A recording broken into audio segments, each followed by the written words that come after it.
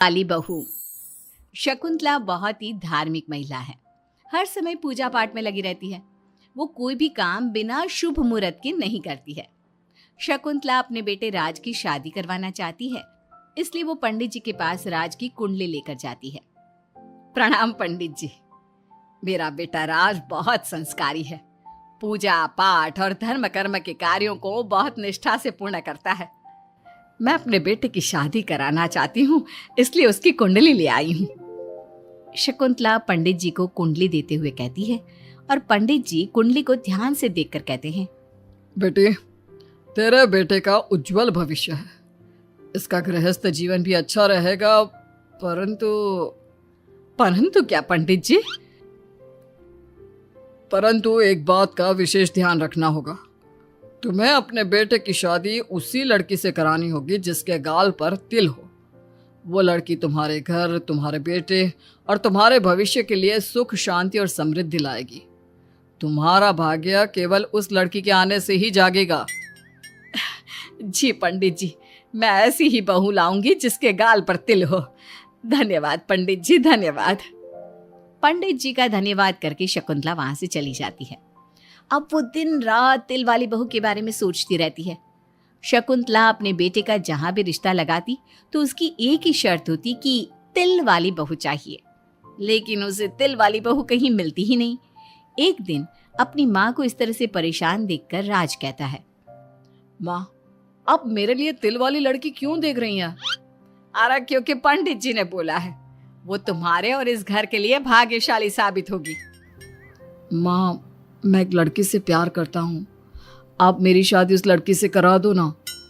उसके गाल पर तिल होगा तभी मैं तुम्हारी शादी उससे कराऊंगी, नहीं तो भूल जाओ उस लड़की को। माँ की बात सुनकर राज को लगा कि माँ उसकी शादी कभी होने ही नहीं देगी, इसलिए उसने बिना कुछ सोचे समझे बोल दिया, अब माँ है ना, उसके गाल पर तिल है। सच में माँ, बहुत प्यारा तिल है। तू सच कह रहा है बेटा? अरे तो तूने मुझे पहले क्यों नहीं बताया? जल्दी से मुझे उस लड़की से मिलवा दे।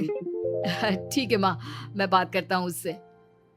अगले दिन राज रोशनी के पास पहुंचा और उसे सारी बात बताई। रोशनी ने सारी बात जानने के बाद कहा, राज, तुमने माँ से झूठ क्यों बोला? मेरे गाल पर कोई तिल नहीं है। अरे मेरे पास कोई और रास्ता नहीं था रोशनी। उस समय मुझे जो ठीक लगा मैंने किया। अगर मैं ऐसा नहीं बोलता तो माँ मेरी शादी किसी तिल वाली लड़की से करा देती। माँ से इसे झूठ बोलना ठीक नहीं है।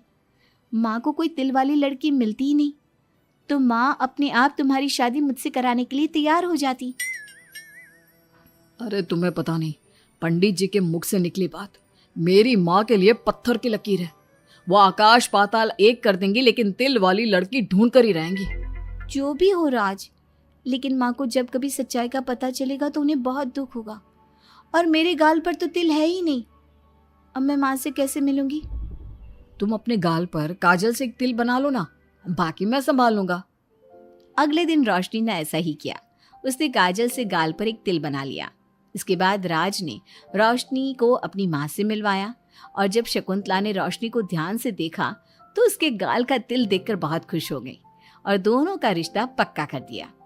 कुछ ही दिनों में शकुंतला ने राज और रोशनी की शादी बहुत धूमधाम से करा दी।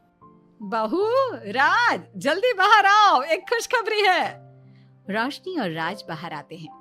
राज, देखा, मेरी बहू के भाग्य से घर में खुशी आने लगी। जिस जमीन का केस हम पिछले 10 साल से लड़ रहे थे ना, वो केस अब खत्म हो गया है।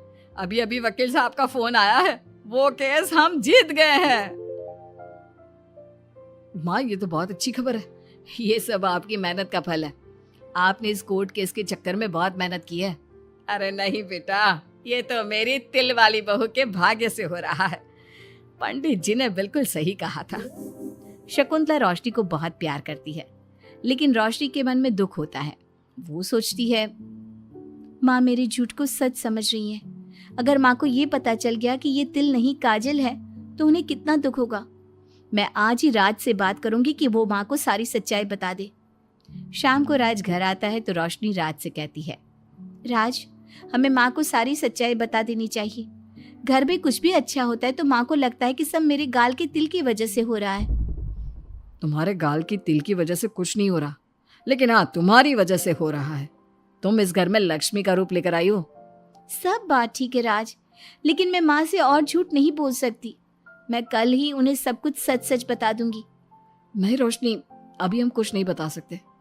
अभी हमारी शादी को ज्यादा दिन भी नहीं हुए। तुम माँ के दिल में अपने लिए थोड़ी और जगह बना लो, उसके बाद में पक्का मैं ही माँ को सब कुछ बता दूंगा। इस तरह से दिन गुजरने लगते हैं और शकुंतला के घर में खुशियों का आना लगा रहता है। शकुंतला अपनी बहू से बहुत प्यार करने लगी थी।